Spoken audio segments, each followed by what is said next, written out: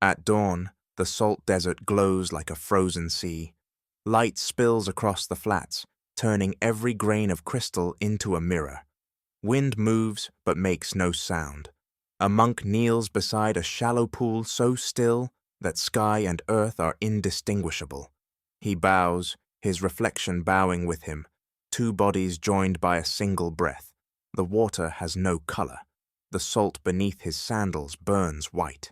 Somewhere in the distance, a bell rings, its tone thin as the horizon. This is the far western edge of the Tang Empire, where rivers die into sand and monasteries survive on silence. To the people of the coast, this land was wasteland. To the monks of Dunhuang and Turpan, it was a scripture written in mineral. They called it the sea that forgot to move. Every day they walked its edges, collecting what the sun left behind. Crystals of salt, the only proof that water had ever lived here. They believed those crystals contained lessons in stillness, lessons that could preserve more than flesh. They could preserve meaning. The monks learned to live with thirst. Rain might not come for months. Ink froze in its pots by day and dusted away by night. Yet in this dryness, paper survived. Words lasted longer here than anywhere in the empire.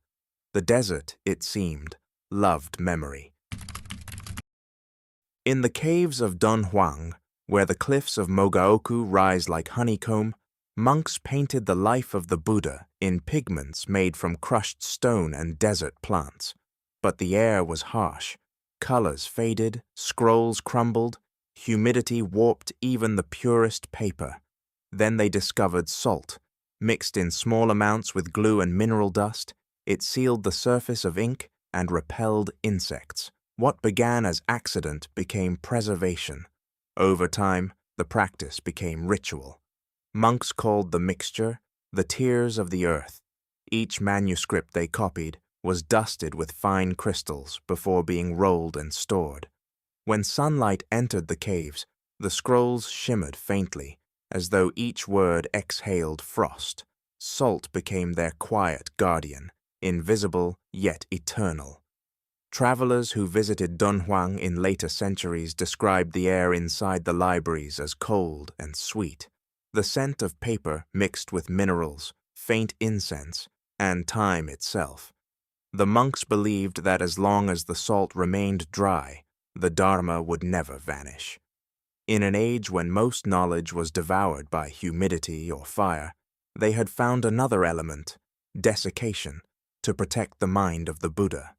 Centuries later, when explorers rediscovered the sealed library cave, they found thousands of scrolls intact, their ink as sharp as the day it dried. Each letter was a survival, each grain of salt a fragment of devotion. Preservation had become a form of prayer. The monks left behind a saying, "Water gives life, dryness keeps it." To them, salt was the paradox of compassion, the power to preserve by denying abundance. In their eyes, the truest mercy was the kind that stopped time. East of Dunhuang lies Lop Nur, the lake that vanished. Once vast, it had retreated into a labyrinth of brine and dust by the late Tang period. But the monks still came, walking barefoot across the crusted plain to meditate by its mirrored pools. They called it the Lake of Eyes, because in its reflection one could see the heavens perfectly, 1,000 suns staring back. The monks taught that when water no longer moved, it stopped lying. Ripples distort truth, stillness reveals it. At sunrise, they sat facing the reflections until their own faces blurred into the sky. What remained was neither self nor shadow, only the meeting of clarity and blindness. They believed that enlightenment resembled this vision, the mind turned mirror, reflecting everything yet holding nothing. Legends say that travelers who passed the lake at night saw faint blue lights hovering above the flats, lanterns of the monks, they thought, or perhaps spirits drawn to their stillness. Some claimed the lights were reflections of stars in the salt crystals, each grain refracting heaven like glass. The monks never explained. They only said, The lake still sees. Occasionally, storms would flood the basin for a few days, dissolving its salt and erasing the paths. When the water withdrew, it left behind new layers of crystal, white and sharp as scales. The monks called this the breathing of the lake, its way of remembering that even purity must renew itself through dissolution. They carried blocks of this salt back to their monasteries, stacking them as altars. When sunlight struck, the crystals scattered halos across the walls. Pilgrims described those halls as filled with frozen rainbows. To them, the salt's reflection was a promise. Everything that fades returns, but never in the same form. The Tang monks who watched over these deserts believed that every element could preach. Fire burned illusions, water fed attachments, air carried impermanence. But salt alone, taught endurance without movement. It did not bloom, it did not rot, it simply remained, shining quietly under an endless sky. To the east of the Taklamakan, where the wind tastes of dust and copper, the oasis of Turpan glimmers in its hollow valley. There, between vineyards and dunes, stood a monastery known as Gaochang's Retreat, half temple, half laboratory. Its monks studied medicine, blending Buddhist compassion with Taoist experiment.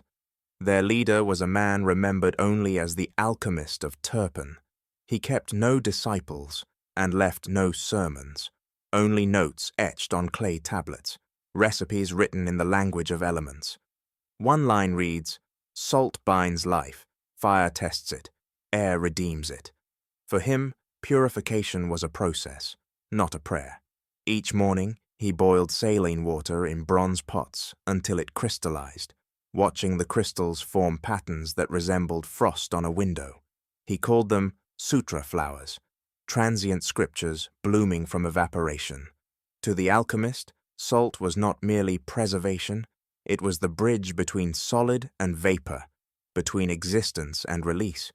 He taught that enlightenment required the same transformation, the soul distilled from desire like mineral from brine. The body, he said, was mostly water.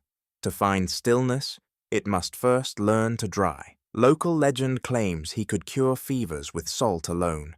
He mixed it with herbs, sealed the paste in clay jars, and buried them under the sand for 40 days. When unearthed, the mixture smelled faintly sweet, as if it had fermented light itself. Whether medicine or miracle, the practice drew pilgrims from across the desert. Some left healed, others left wiser.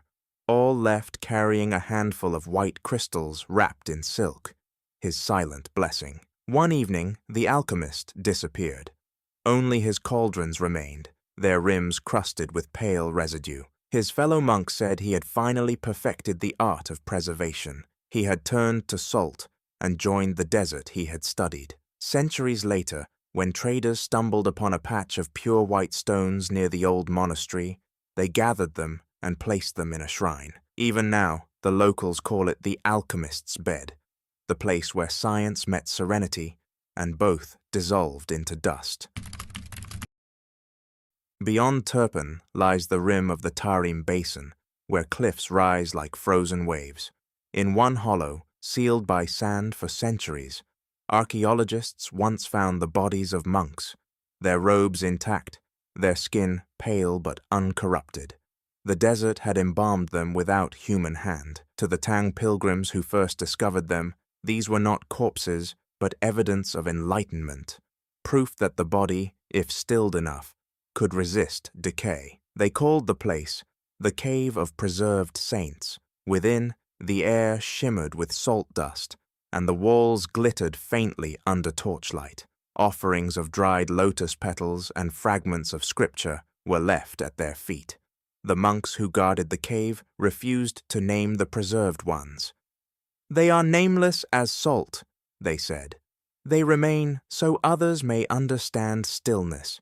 Each year during the hottest month, novices entered the cave to meditate among them. The heat was suffocating, yet inside it felt cool, as if the dead absorbed the fever of the living.